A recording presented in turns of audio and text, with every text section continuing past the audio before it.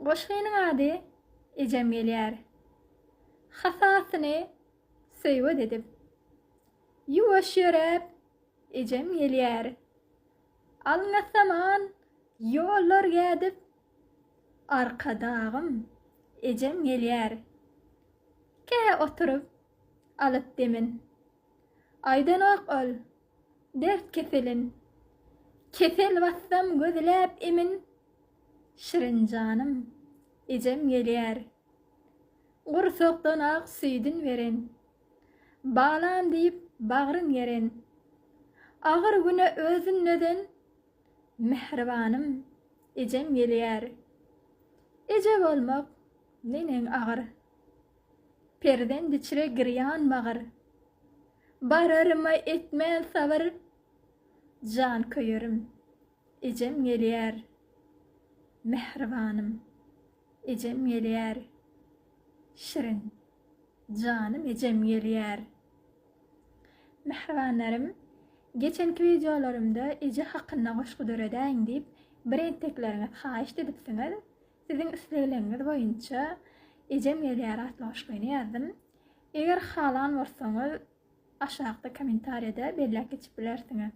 Sağ olun. Maşgalamyzda geçirilen pişik dawasy 2.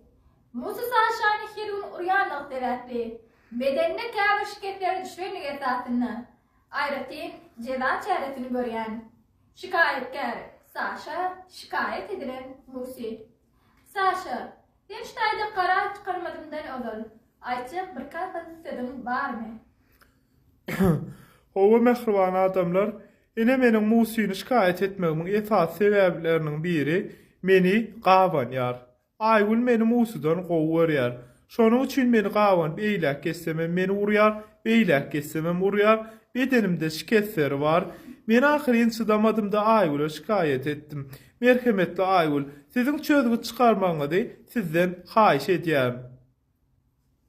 Ştaýda karar çykarmadymdan öň garşylyklaýyn özüni aklamak üçin Musynyň öz aýtjak sözleri barmy? Owa Saşa, ahir arzuňa ýetdim. Men ýerimi tutjak bar ýerdat etdim. Ýöneşini bek belli. Köýlenim ýeri aýratyndyr. Men biýalaç näme karar çykarsa men gaýyn. Çagalanmam alyp gaýyn evime gidäýin. İki tarafı dinlediğime göre çıkaryan kararım.